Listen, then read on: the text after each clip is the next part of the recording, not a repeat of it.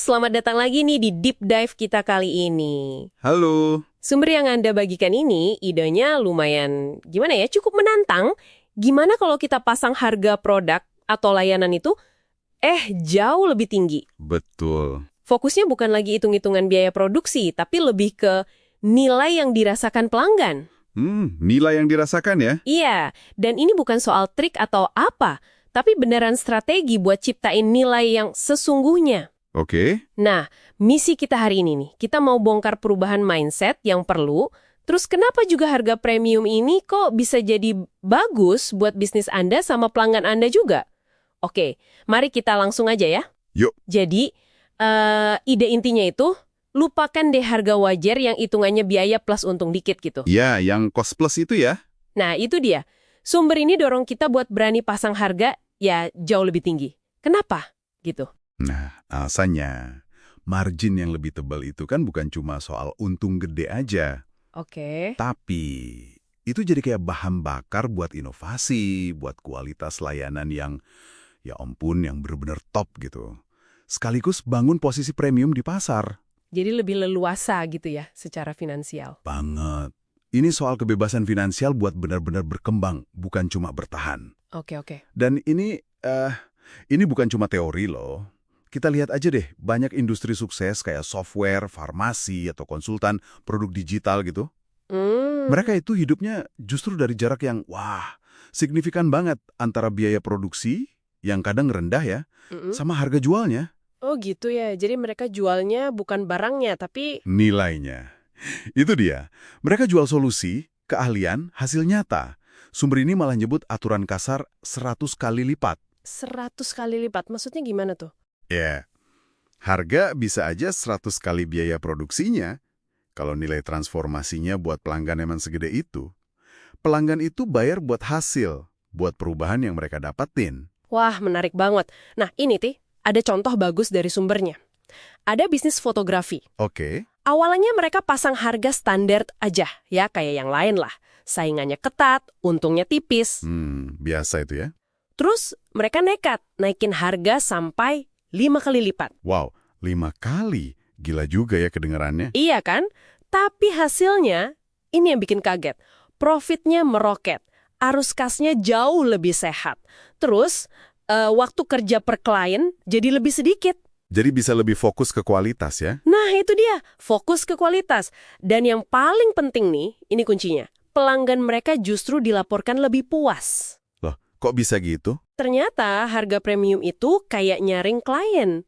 Jadi yang datang itu klien yang emang benar-benar ngehargain kualitas dan layanannya. Masuk akal sih secara psikologis. Ada yang namanya anchoring effect, efek jangkar. Gimana tuh? Jadi, harga tinggi pertama yang orang lihat itu langsung netapin standar premium di kepala mereka. Kayak, oh ini barang bagus nih. Oke. Terus ada lagi perceived value, nilai yang dirasakan. Nah ini dipengaruhinya lebih sama branding, kelangkaan, janji hasil, pengalaman keseluruhan.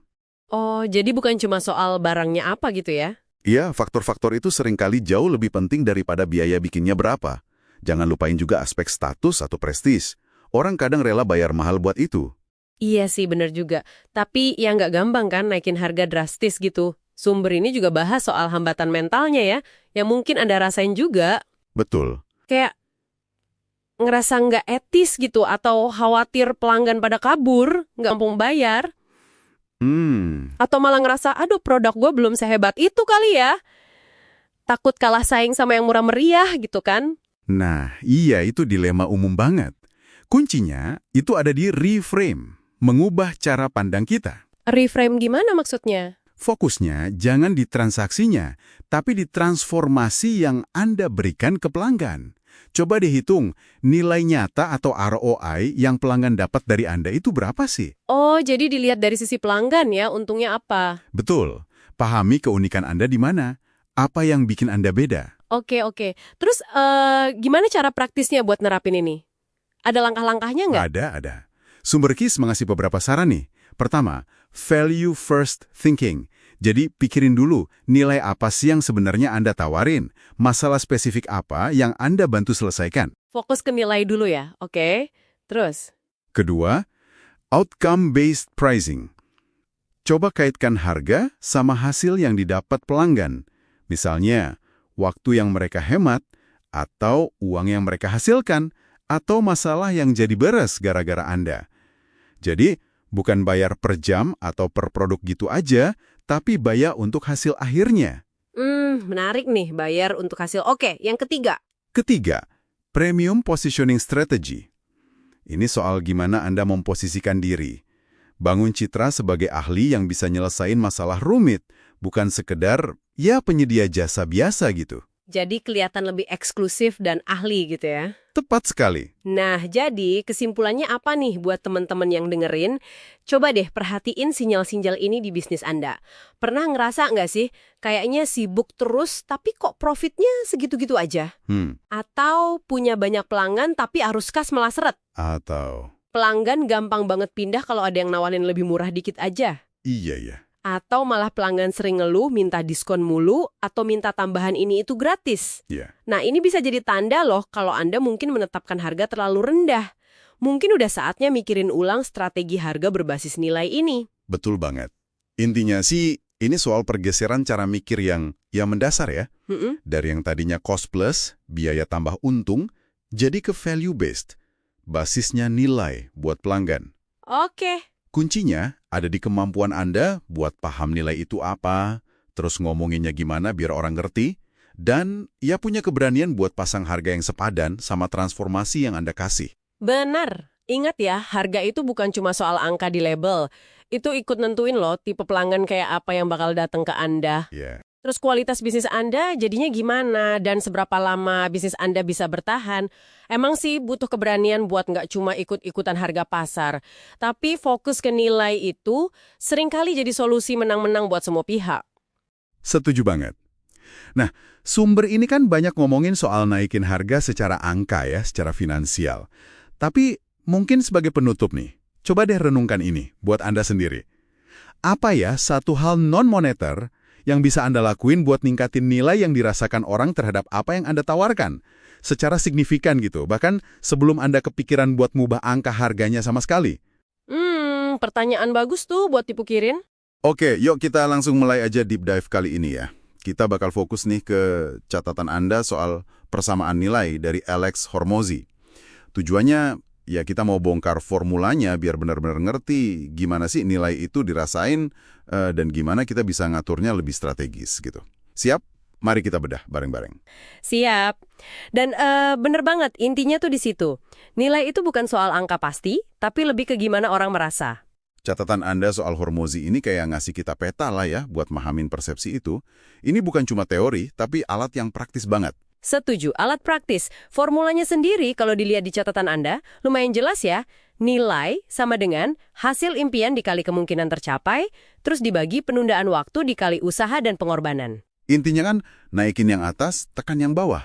Tapi kayaknya nih, yang bagian atas ini hasil impian sama kemungkinan tercapai ada tantangannya sendiri ya. Oh, tentu aja. Coba kita lihat mulu hasil impian atau dream outcome. Ini tuh bukan cuma soal fitur atau hasil biasa gitu. Di catatan Anda kan ditekankan banget pentingnya gali keinginan paling dalam si prospek. Jadi, yang perlu kita tingkatkan di sini ya koneksi emosinya. Naik status, punya waktu luang, rasa pedenya ningkat. Bukan cuma hasil duit atau fisik aja. Jadi bukan sekedar turun berat badan, tapi mungkin lebih kayak merasa luar biasa dan penuh energi gitu di badan sendiri. Nah, itu dia. Gali lebih dalam ya, nggak cuma di permukaan. Oke, terus elemen kedua di atas, kemungkinan pencapaian atau likelihood of achievement. Catatan Anda nyebutin orang bayar untuk kepastian. Ini menarik sih. Gimana caranya kita bisa efektif ningkatin keyakinan ini? Ini krusial banget. Kepastian itu, harganya mahal. Caranya macam-macam sih. Testimoni yang meyakinkan, studi kasus yang detail, rekam jejak yang bisa dicek. Tapi yang seringnya paling nyampol, seperti yang ada di materi Anda juga, itu pembalikan resiko atau garansi yang kuat. Sesuatu kayak, kami jamin hasil X, kalau enggak, uang Anda balik semua. Ini bukan cuma trik marketing ya, tapi sinyal kuat. Kalau Anda aja yakin sama penawaran Anda, masa mereka enggak? Oke. Jadi itu dua faktor yang perlu dinaikin ya. Sekarang kita pindah ke bagian bawah persamaan, yang justru perlu kita tekan seminimal mungkin. Yang pertama, penundaan waktu atau time delay. Seberapa cepat orang bisa ngerasain hasilnya setelah beli? Duh, ini sering jadi masalah gede kayaknya ya. Gede banget. Di dunia yang serba cepat gini, nunggu tuh rasanya, aduh, nggak enak lah. Jadi tujuannya ya memperpendek jarak ini sebisa mungkin. Bisa dengan kasih quick wins atau kemenangan kecil di awal, pastiin proses onboarding atau implementasinya cepet banget, atau bahkan nyediain komponen yang udah jadi gitu, done for you. Makin cepat mereka ngerasain manfaat awal, persepsi nilainya langsung naik drastis. Contohnya, Anda bakal lihat perubahan pertama cuma dalam 48 jam. Masuk akal, masuk akal. Terus faktor terakhir yang perlu ditekan, usaha dan pengorbanan atau effort and sacrifice. Ini kan nyakup semua keribetan yang harus dilewatin pelanggan, waktu, energi, uang, bahkan stres juga ya. Gimana cara kita ngurangin beban ini secara efektif? Bikin segampang mungkin buat mereka. Titik. Solusi yang dikerjain buat Anda dan for you hampir selalu punya persepsi nilai lebih tinggi dibanding kerjain sendiri, do it yourself. Ya karena usaha dan pengorbanan di sisi pelanggan jadi jauh lebih kecil kan? Menyederhanakan proses, otomatisasi, kasih dukungan penuh, ngilangin langkah-langkah yang nggak perlu. Semua ini bantu ngurangin biaya non-finansial buat pelanggan. Nah, ini nih bagian yang menurut saya yang paling wow dari catatan Anda. Ide kalau persepsi adalah realitas. Contoh London Underground. Itu bener-bener bikin melek deh. Mereka nggak bikin keretanya lebih cepat, yang biayanya pasti mahal gila, tapi cuma masang peta penunjuk waktu kedatangan. Keluhan hilang, kepuasan naik drastis. Cuma gara-gara persepsi waktu tunggunya berubah. Ajaib ya? Betul sekali. Ini nunjukin beda mendasar antara solusi logis versus solusi psikologis. Solusi logis, kereta lebih cepat, itu seringnya mahal. Dan ya jelas gitu. Solusi psikologis, peta penunjuk waktu. Fokusnya ke pengalaman sama persepsi. Seringkali lebih murah dan dampaknya bisa sama gede atau malah lebih gede. Kayak cermin di lift atau pagar di restoran yang ngasih tahu meja kita kapan siap. Atau progress bar pas loading. Semua itu main di ranah psikologis buat ngurangin rasa sakit nunggu atau usaha. Ngubah persepsi itu seringkali lebih cerdas daripada ngubah realitas. Intinya, Wah, ini ngejelasin banyak hal ya. Kenapa misalnya, kayak contoh di catatan Anda, industri suplemen bisa jauh lebih gede daripada industri gym.